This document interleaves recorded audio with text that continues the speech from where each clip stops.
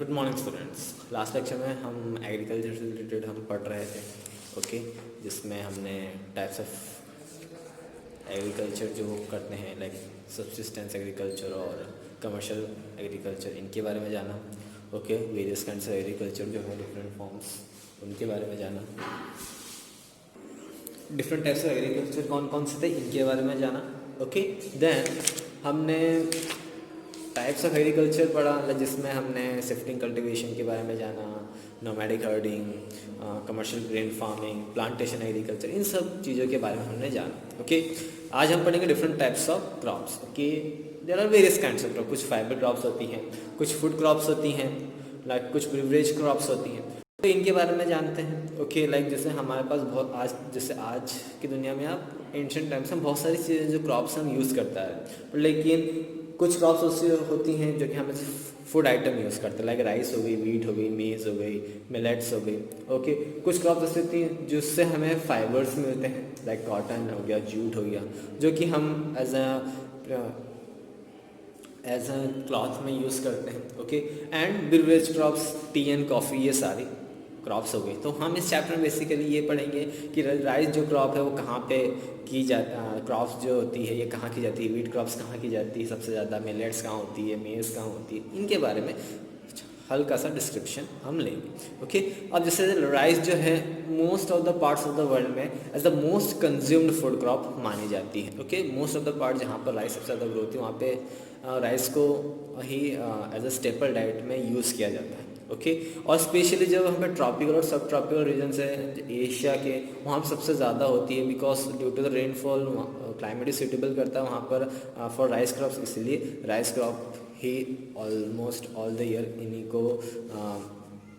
Crops को grow किया जाता है। ओके, इसके साथ साथ वहाँ पर जो सॉइल की जो फॉर ग्रोइंग राइस जो वहाँ पे सॉइल कैपेसिटी होनी है वो वाटर रिटेनिंग होनी चाहिए, मतलब ज़्यादा से ज़्यादा वो वाटर उस सॉइल के अंदर होना चाहिए, ये कैपेसिटी होनी चाहिए वहाँ किसी भी पर्टिकुलर एरिया की जहाँ पर राइस हमें ग्रो करनी है। ओके, इसी वजह से एलुवियल क्ले सॉइल जो है वो one of the best soil मानी जाती है for the production of rice.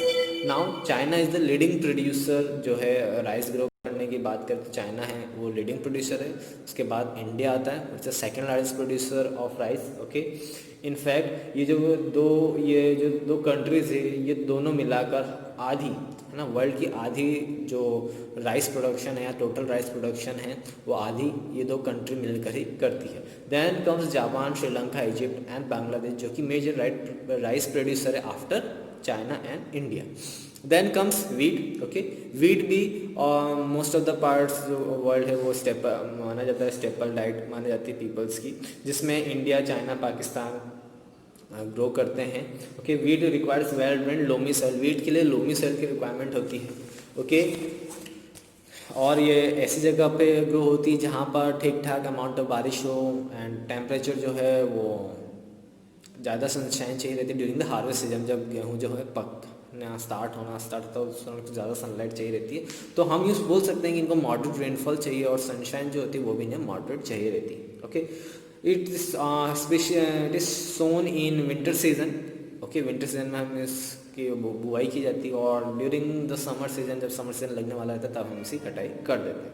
Okay, India में however it is grown through out the year in the प्रायरीज of USA. हालांकि कुछ पार्ट्स ऑफ द वर्ल्ड ऐसे हैं जहाँ पर पूरे साल भर यही क्रॉप्स ग्रो की जाती है, जिसमें यूएसए और कनाडा ऐसे प्लेसेस हैं जहाँ पर साल भर यही क्रॉप्स की जाती हैं, और इसके अलावा रशिया और ऑस्ट्रेलिया में भी राइस का प्रोडक्शन होता है। Then come millets. मिलेट्स जो हैं वो कोर्स ग्रेन माने जाते हैं जो कि फॉर्म होते हैं या तो बाजरा के, रागी के या फिर ज्वार के, इन क्रॉप्स को हम मिलेट्स कहा जाता है। ओके, ये स्मॉल सीडेड क्रॉप्स है जो कि अगर कम उपजाऊ ज़मीन है, यानी कि फर्टिलिटी अगर सॉइल केयर कम है तो वहाँ पर भी ग्रो हो जाती है। ओके, उनको पानी जो है रेनफॉल जो है वो कम चाहिए रहती है and high to moderate temperature के बीच में भी ये क्रॉप्स ग्रो हो जाती हैं। इनको नो फर्स्ट क्रॉप्स भी कहा जाता है क्योंकि इसमें ज़्यादा झंझट नहीं रहती है। आप अगर डेजर्ट एरिया में रहते हैं, राजस्थान में मिलेट्स बहुत ग्रो की जाती है because due to the reason कि वहाँ पर रेनफॉल नहीं होती, टेम्परेचर जो रहता है वहाँ पे हाई रहता है। Okay, millets can be stored for duration of 2 or more years in air tight container. Millets की खासियत बात यह है कि वो 2 से या 2 साल से ज़्यादा आप उसे एयर टाइट कंटेनर में स्टोर करके रख सकते हैं, वो ख़राब नहीं होगी। Okay, millet is a crop of immense importation of thickly populated region because of nutritional value and numerous other qualities. हालांकि मिलेट्स जो क्रॉप्स होती हैं इनके और भी अदर न्यूट्रिशनल वैल्यू बहुत ज़्यादा मानी जाती है। ओके, मिलेट जो इंडिया में जो ग्रो की जाती है उनमें बाजरा, ज्वार, रागी, कोदरा, बैरी, ये सारी जो क्रॉप्स हैं इनको ग्रो किया जाता है। The other major producer of millets around the world जो है वो चाइना है, नाइजर है, नाइजीरिया है। ये कुछ और पार्ट्स ऑफ द वर्ल्ड है जहाँ पर millets related to this kinds of crops जो है वो ग्रो की जाती हैं। देन कम मेज़ एंड मक्का। ओके, ये इसको हम कॉर्न के नाम से भी जानते हैं in English. Okay, Mecca grow करने के लिए जो सॉइल जो होती है वो वेल ड्रेन्ड और फर्टाइल होनी चाहिए, ना कि उसमें पानी मॉइस्चर कंटेंट ज़्यादा होना चाहिए, एज वेल एज फर्टाइल यानी उपजाऊ भी होनी चाहिए ज़्यादा। इन टर्म्स ऑफ अगर क्लाइमेटिक कंडीशन देखी जाए तो मॉडरेट टेम्परेचर, मॉडरेट रेनफॉल, मतलब ना ज़्यादा गर्मी ना ज़्यादा ठंड, ठीक ठाक बारिश भी चलेगी, और जो सनशाइन है वो ज़्यादा चाहिए रहती है फॉर द प्रोडक्शन ऑफ मेज़। ओके, जो लार्जेस्ट प्रोड्यूसर है, मेजर प्रोड्यूसर जो है मेज़ के वो है USA, Brazil, China, Mexico, India, Canada and south Africa. Okay, ये कुछ मेजर कंट्रीज है जहाँ पर मेज़ प्रोडक्शन होता है। Then comes the fibre crops. Okay, fibre crop जो है farmers as an agro based industries में मानी जाती है, क्योंकि ये कहीं ना कहीं इंडस्ट्रीज़ में यूज़ किए जाने वाले मटेरियल हैं। इनसे जो हमें जो आउटपुट मटेरियल मिलता है वो इन इंडस्ट्रीज़ में ही कंप्लीट किया जाता है, तो इन्हें एग्रो बेस्ड इंडस्ट्रीज़ में यूज़ किया जाता है। 2 मेजर कैटेगरी ऑफ क्रॉप्स इसमें जो आती है वो कॉटन और जूट हो गई। ओके, कॉटन आप सभी जानते हो, कॉटन टेक्सटाइल इंडस्ट्री में यूज़ किया जाता है। ओके, बहुत ज़्यादा लाइट होता है, टेक्सचर एयरी टेक्सचर रहता है, और कॉटन फैब्रिक जो है वो माना जाता है बहुत आइडियल माना जाता है for making a clothes. Okay, बहुत, और इसके साथ इसके बहुत सारे फ़ायदे, इसको बहुत आसानी से रंगा जा सकता है, इसको वीव यानी बुना बहुत इजीली जा सकता है। ओके, और one of the most popular fibres में से एक है।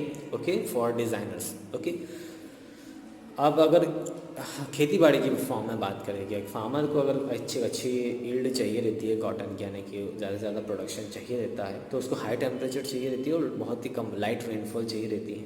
ओके, और कम से कम 210 फ्रॉस्ट फ्री डेज चाहिए, फ्रॉस्ट फ्री डेज चाहिए रहते हैं, मतलब 210 दिन ठंड नहीं होनी चाहिए, बहुत ज़्यादा ठंड नहीं होनी चाहिए इन ईयर, और बहुत ज़्यादा सनलाइट की रिक्वायरमेंट होती है for the production of cotton.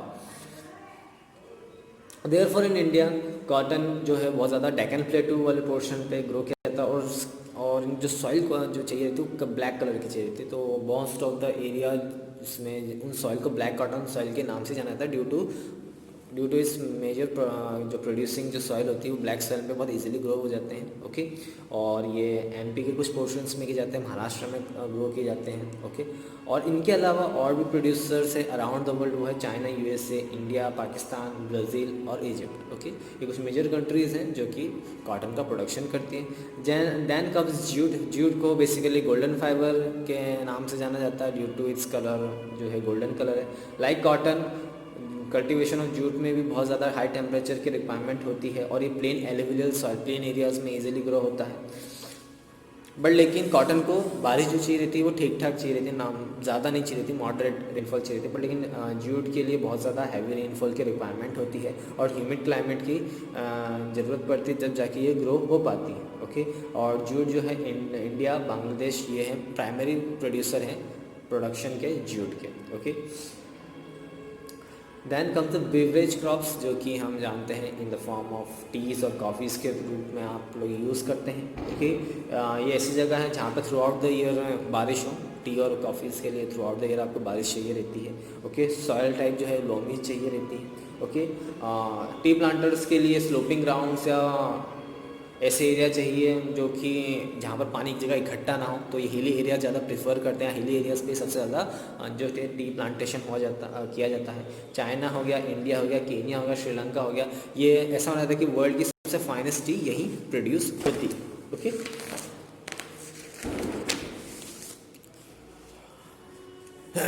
इसके अलावा आपने दार्जिलिंग का नाम सुना होगा, जो कि वर्ल्ड फेमस प्लेस है for the production of T, और बहुत ज़्यादा थ्रू आउट द वर्ल्ड इसकी बहुत ज़्यादा डिमांड रहती है the tea from the Brazil, okay, क्योंकि because of its unique flavour और इसकी क्वालिटी बहुत अच्छी है।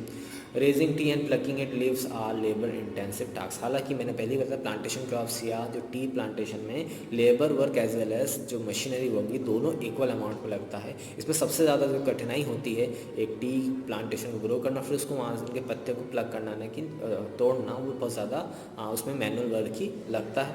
ओके, तो इस वजह से प्लांटेशन एग्रीकल्चर में जो एम्प्लॉयमेंट होता है लेबर वर्क का वो ज़्यादा रहता है, और उससे फ़ायदा भी होता है। बहुत से लोकल पीपल्स होते हैं वो वहाँ पे एज ए लेबर वर्क करके अपनी लाइवलीहुड अर्न कर सकते हैं। Just like T, coffee is also well drain लोमे soil areas और हिली स्लोप्स में ही ग्रो की जाती है। क्लाइमेट जो चाहिए रहता है वो वार्म और वेट दोनों चाहिए रहता है, गर्मी और ठंड बहुत दोनों, सॉरी गर्मी और जो मॉइस्चर जो रहता है मतलब बारिश जो होती है वो दोनों चाहिए रहती है। कॉफ़ी जो है सब ट्रॉपिकल रीजन में सबसे ज़्यादा ग्रो की जाती है, जिसमें ब्राज़ील जो है वन ऑफ द मोस्ट आप बोल सकते हो लीडिंग प्रोड्यूसर है कॉफ़ी का। उसके बाद कोलंबिया एंड देन इंडिया जो है लार्जेस्ट प्रोडक्शन ऑफ कॉफ़ी के लिस्ट में आता है। ओके, थर्ड नंबर पे आता है, फर्स्ट नंबर पे ब्राज़ील प्रोड्यूस करता है। ओके, अब what are agricultural development. Agriculture development क्या क्या डेवलपमेंट हो चुका है। अगर हम आज से 20-25 या 40-50 साल पीछे चले जाएं तो उस समय द वे जिस तरीके से फार्मर्स मतलब क्रॉप प्रोडक्शन करते थे, एग्रीकल्चर एक्टिविटीज़ में इन्वॉल्व थे, तो उसमें ज़्यादा मशीनरी वर्क्स नहीं होता था, और यूँ मतलब लेबर वर्क ज़्यादा होता था, से इंसानी मेहनत बहुत ज़्यादा लगती थी। इसके अलावा ना कोई ऐसी दवा थी ना, लाइक जैसे आजकल बहुत सारी फर्टिलाइज़र्स यूज़ की जाती है, हाइब्रिड सीड्स यूज़ की जाती है और इंसेक्टिसाइड्स पेस्टिसाइड्स यूज़ किए जाते हैं। बट आज से अगर हम 40 साल पहले देखें तो ये सारी फैसिलिटीज़ मौजूद नहीं थी। ओके, तो कहीं ना कहीं एक इंटेंस वर्क होता था, पर लेकिन आजकल बहुत सारी चीज़ें हैं। पहले इरिगेशन फैसिलिटीज़ नहीं होती थी, फार्मर जो थे वो पूरे रेनफॉल पर डिपेंडेंट रहते थे या आसपास जो रिवर्स पर जो पानी रहता है उन पर डिपेंडेंट रहते थे। पर लेकिन अब जो है फार्मर्स के पास इरिगेशन फैसिलिटीज़ अच्छी हो गई हैं। सो कहीं ना कहीं जो है बहुत सारे टेक्नोलॉजिकल चेंजेस है एग्रीकल्चर में बहुत ज़्यादा डेवलपमेंट आ चुके हैं। गवर्नमेंट भी काम करती है इन पर, बहुत सारी सब्सिडीज़ प्रोवाइड करना, ओके, लोन्स प्रोवाइड करना फॉर द फार्मर्स, ये सारी चीज़ें मिलके एग्रीकल्चर को और ज़्यादा डेवलप कर रही हैं। ओके, फार्म प्रोडक्शन की अगर हम प्रोडक्शन की बात करें क्योंकि कहीं ना कहीं प्रोडक्शन की डिमांड बढ़ना कि स्वाभाविक है, क्योंकि हम ऐसी दुनिया अभी इस स्टेज पे जहाँ पर जो वर्ल्ड की जो पॉपुलेशन वो बढ़ती जा रही है, तो ऑब्वियसली बात है डिमांड भी बढ़ती जाएगी। और अगर कंट्रीज़ लाइक इंडिया जहाँ पर हर 5 साल में पॉपुलेशन जो है वो बढ़ती जा रही है, तो हमें प्रोडक्शन भी ज़्यादा करना पड़ेगा, जिसके लिए जो एग्रीकल्चर जो प्रोडक्शन है उसमें भी वृद्धि होनी चाहिए, जब जाके हम लोग जो सारी डिमांड है उसको फुलफ़िल कर पाएंगे। तो इसके लिए हम क्या कर सकते हैं, फार्म प्रोडक्शन को हम इम्प्रूव करने के लिए क्या कर सकते हैं, सबसे पहले इरिगेशन मेथड्स को इम्प्रूव करना होगा। आजकल बहुत सारे मेथड्स को डैम बिल्ड किया जा रहा है, जिससे डैम का जो बिल्ड करने का उद्देश्य यही होता है कि जो आसपास के जो फार्मर्स हैं उनको इरिगेशन फैसिलिटीज़ प्रोवाइड की जाए। आजकल फार्मर्स भी अपने जो फार्म लैंड होते हैं वहाँ पर वो लोग बोरिंग जो होता है जो मोटर पंप के थ्रू वो लोग एक्सट्रैक्ट कर लेते हैं ग्राउंड वाटर। सो कहीं ना कहीं ये सारी चीज़ें होनी चाहिए कि इरिगेशन फैसिलिटीज़ या इरिगेशन मेथड्स को इम्प्रूव किया जाए। HYV हाइब्रिड या हाई यील्डिंग वैरायटी जो सीड्स आती हैं उनको प्रोवाइड किया जाए फार्मर्स को। In fact most of the farmers use भी करते हैं हाई क्वालिटी फर्टिलाइजर्स और हाइब्रिड सीड्स को। ओके, और फार्मर्स को जो साइंटिफिक मेथड है एग्रीकल्चर का उसको यूज़ करना चाहिए। जैसे like most of the farmers जो रहते हैं यार साल में एक बार ही क्रॉप प्रोडक्शन करते हैं या एक बार ही फसल ग्रो करते हैं। सो हिस्सा देना चाहिए साइंटिफिक मेथड्स के ज़रिए। ऐसा पॉसिबल है कि आप साल में 2-3 बार आप क्रॉप का प्रोडक्शन कर सकते हो। ओके, इसके साथ साथ एग्रीकल्चर टास्क जितने भी हों मशीनरी से करना चाहिए। ऐसे बहुत सारे इक्विपमेंट्स आ चुके हैं, वेरियस एग्रीकल्चर इक्विपमेंट्स आ चुके हैं जो कि फार्मर्स का जो समय है उनको बचा सकते हैं, उनका जो मेहनताना है लेबर वर्क है उसको बच जाता है, जिसमें कि प्लाविंग से लेके इरिगेशन, स्प्रेइंग, पेस्टिसाइड्स, हार्वेस्टिंग सारी चीज़ों की मशीन्स आज अवेलेबल है। इसके साथ साथ फार्मिंग एरिया को इंक्रीज़ किया जाए, जितना ज़्यादा फार्मिंग एरिया होगा उतनी ज़्यादा क्रॉप प्रोडक्शन होगा और उतनी हम डिमांड को फुलफ़िल कर पाएंगे। ओके, और जितने भी एफर्ट्स हैं एग्रीकल्चर डेवलपमेंट में तो उसमें मशीनाइजेशन जो है वो बहुत ज़्यादा इंपॉर्टेंट रोल प्ले करती है। तभी जाके हम जो फूड सिक्योरिटी है, मतलब फूड सिक्योरिटी का मतलब ये होता है कि किसी भी देश के लिए अनाज की सिक्योर होना, लाइक इन केस है ना कि एक साल की पूरी फसल बर्बाद हो गई तो हमारे पास इतना फूड होना चाहिए कि हम उस साल उस पूरे जो रिक्वायरमेंट कंजप्शन है फूड का उसको हम कर सकें। तो बेसिकली फूड सिक्योरिटी में जहाँ पे कोई भी देश 2 से 3 साल का अनाज सेव करके रखता है इन केस की कोई भी इमरजेंसी सिचुएशन आ जाए तो उससे हम बोलते हैं फूड सिक्योरिटी। तो इतना मतलब ये जो मतलब इतना एम्फेसिस क्यों दिया जाता है गवर्नमेंट के थ्रू भी कि ज़्यादा से ज़्यादा क्रॉप प्रोडक्शन, उसका रीज़न यही है to for the food security. Now, according to United Nations Food Agriculture Organization (FAO), food security exists when all people at all times have physical and economic access to sufficient, safe, and nutritious food to meet their dietary needs and food preference for an active and healthy life. According to United Nations जो agriculture और agricultural food organisation है उनका ये मानना है कि किसी भी फूड सिक्योरिटी का सही मायने में तब मानी जाएगी जब किसी भी कंट्री में वहाँ के पीपल्स को अच्छा न्यूट्रिशियस फूड मिले और उनकी जो डाइटरी नीड्स है उसको फुलफ़िल कर पाए ताकि वो एक एक्टिव और हेल्दी लाइफ जी ले। एज वेल एज जो भी इन केस अगर कोई प्राकृतिक आपदा आती है जिसकी वजह से ना क्रॉप्स ख़राब हो जाए या कुछ हो जाए तो इतना फूड सप्लाई या डिमांड रहनी जो डिमांड है जितनी भी डिमांड है उसको वो फुलफ़िल कर पाए। तो ऐसा माना जाता है कि 2 से 3 साल का अनाज अगर सेव कर लिया जाए तो वो कंट्री है फूड जो है वो अपने लिए सिक्योर कर पा रही है। ओके, उस कंट्री जो फूड सिक्योरिटी है वो ज़्यादा अच्छी है। इसके साथ साथ जो कॉमन पीपल है मतलब देश का हर एक पर्सन एवरी सिटीजन उसके पास भी जो है न्यूट्रिशनल फूड अवेलेबल होना चाहिए उसके पास। दैन इसको सही मायने में फूड सिक्योरिटी किसी भी कंट्री की मानी जाती है। ओके, नेक्स्ट लेक्चर हम ये जानेंगे कि how agriculture is practised in India and in different parts of the world, जिसमें हम यूएसए का एग्जांपल लेंगे कि कैसे इंडिया में कैसे फार्मिंग प्रैक्टिस होती है और कैसे यूएसए में फार्मिंग प्रैक्टिस होती है। ओके, आज के लिए इतना ही। Thank you.